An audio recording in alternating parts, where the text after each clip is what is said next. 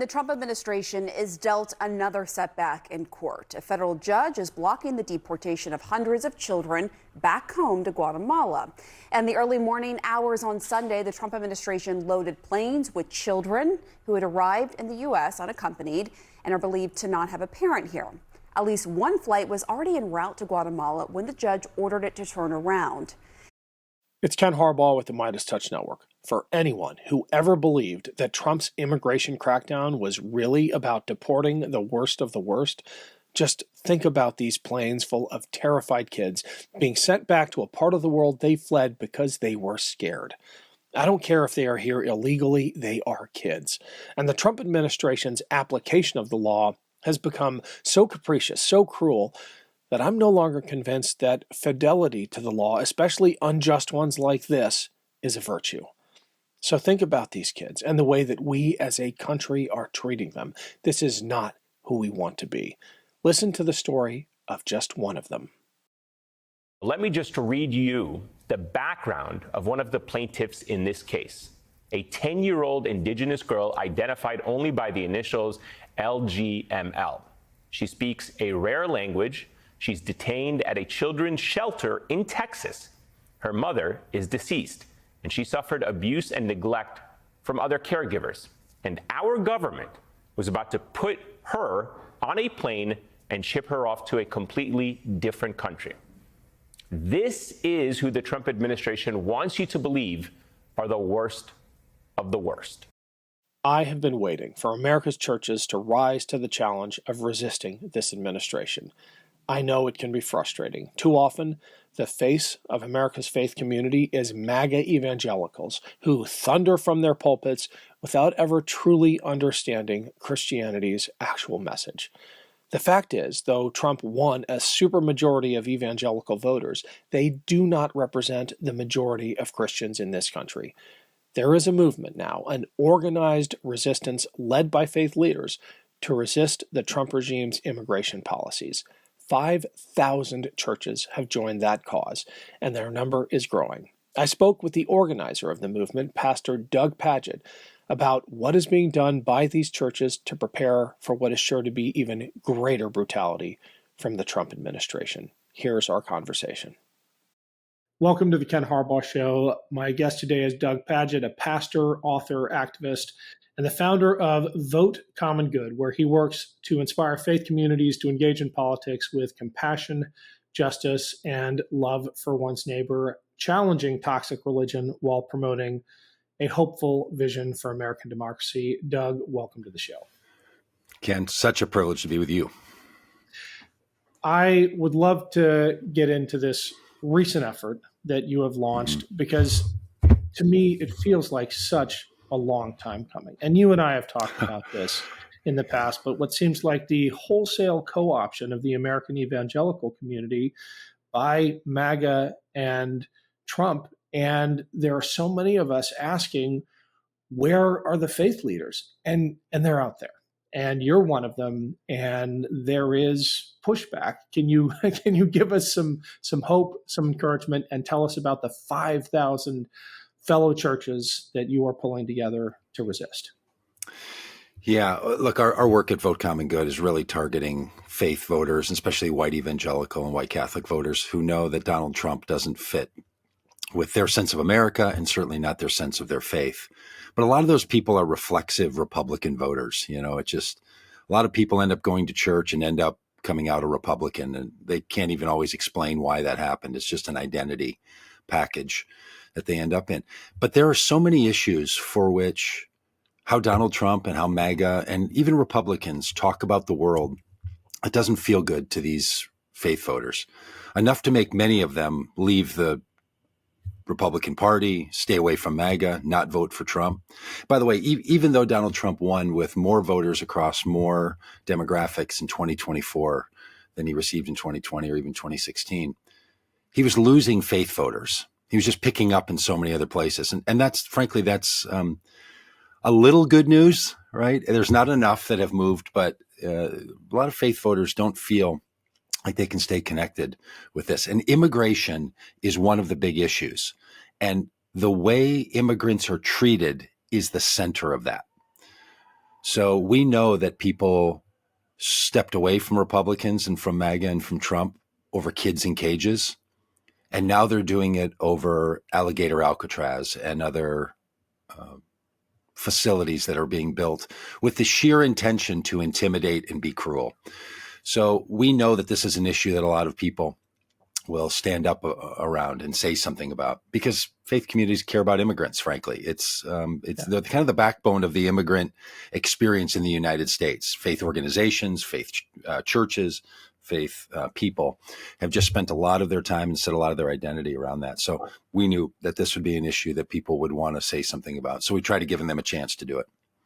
You're sounding almost like a political strategist in your description of it as a wedge issue, but I gotta believe in your heart, this one feels like the moral test of our times. It is certainly useful as a political tool to peel faith voters and even evangelicals away from Trump. But gosh, to me, it hits deeper than that. It feels like Europe in the 1930s. Yeah. There is no doubt that this feels like something that our government is doing that strikes at the very ethics of a lot of people in this country, especially religious people. They have an ethic of care. They have an ethic of kindness. Now, a lot of people want to push for justice. They want to push for a legal way and all this, but they fundamentally want people to be given their rights and treated fairly. Like there's no one who argues against that, right? Other than this sliver of MAGA who wants to tell people that if we determine you to be a criminal in our eyes, not in the eyes of the law, but in our eyes, we can treat you any way we want to. Now, here's the thing about morality and political identity as we understand it. People don't vote on policy per se. They vote for candidates that make them feel like they're a good person. Package of policies, the way they act, they have a narrative. We all find a way to make ourselves the hero in pretty much every situation. And a lot of people can't figure out how they're the, quote, good guys in this situation when the government is treating people this way. And they don't want it. No one said in an election, yeah, what we want you to do is go to Home Depot and round up a bunch of day workers and put them into a makeshift hostage situation in South Florida in the Everglades. Hey, it's Ken Harbaugh. Quick break to say thank you to everyone who's been following and supporting this show and this channel. None of it happens without you. And if you haven't yet subscribed to my Substack page, I'd really appreciate the follow. It's a great way to make sure you never miss an episode. It's free to sign up. And if you're able to pitch in a few bucks, every dollar goes back into the show. Just search for The Ken Harbaugh Show on Substack or click the link below. Thanks. How ecumenical do you think this faith-based resistance can become? Because on one hand, I still see evangelical pastors thundering law and order from the pulpit, and I see Catholic bishops saying, we're going to provide sanctuary and warning their undocumented parishioners not to show up. I mean, these evocations of 1930s Europe seem over the top until you hear what's actually happening in these parishes. Can you share some of those personal stories and then maybe give us some insight in how faith communities are hopefully influencing each other in a positive way? So we have to find a way for faith leaders and for their communities to speak boldly about issues without feeling like they're picking political sides. Now, that's a little heartbreaking for me because I think right now we have a politics that is all about morality and immorality. So it's really hard to do this. But look, churches and faith communities are, as sophisticated as the rest of civic society, and we need to figure out how to do so. So what we're doing is providing a 10-point plan for communities. We have a downloadable toolkit on our website at votecommongood.com.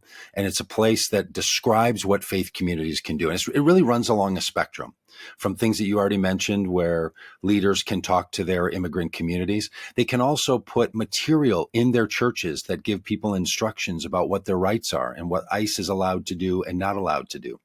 One of the things we've learned in this work over the last 6 months is that when there's an observer of any kind interacting with ICE when they try to detain a person, ICE behaves differently.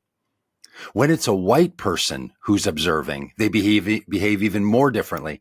And if it's a religious leader of any race or tradition, that's when they tend to behave in ways that are most consistent with the laws of this country. So there is something of moral outcry that can happen. So we're asking people to simply be aware and start to name what they can do and what immigrants can do and what their community can do. But it can also run all the way to providing sanctuary. And back in 2018, at my church, we housed a person for more than a year and kept them in safety until they could have their case properly adjudicated. So some churches are doing that. They're actually bringing people into their facility or into property owned by the churches and providing physical sanctuary for them. But that's all along a spectrum. There are a lot of things people can do that don't bring them quite to the point where they have to house someone. Do you ever step back and just listen to yourself saying that in 2025 in the United States of America? Because I find myself in these red line conversations all the time with academics and other leaders talking about, what line are we waiting to be crossed and when are we going to act? And I'm to the point of asking, well, we're way beyond the red line. What is our response? How soon do we start hiding people in our attic? And you just described the church version of hiding people in your attic. I think we have to reflect on that. That's insane. Yeah, I feel like a crazy person when I talk about this stuff, and we're putting toolkits together of nonviolent resistance against the federal government who are sending masked federal agents into communities and going through doors of homes and businesses to apprehend people. That feels like I am exaggerating the case. And frankly, I think we're understating the case. I think it's happening more often and it's happening in more nefarious ways than we even know how to identify. So yeah, Doug, I absolutely feel that way. The fact that you just pointed out that ICE agents behave differently when white people are filming them, and those are 90% of the videos we see. It begs the question, what aren't we seeing? And it's got to be horrific. When this kind of moral hazard is taking place, it is harming everyone involved. We've spent time with border patrol agents, who are sickened by what they're asked to do. These people who are signing up for ICE now or signed up for ICE a few years ago and are given these assignments, we're hearing stories of them feeling horrible about what they're being demanded to do. So we not only want the faith community to support the migrants, we want them to support the law. We also want them to support these agents who can and should say no to these orders that are being given to them that I think are extra lawful. I think they're outside of the law. I mean, frankly, I think this administration is lawless.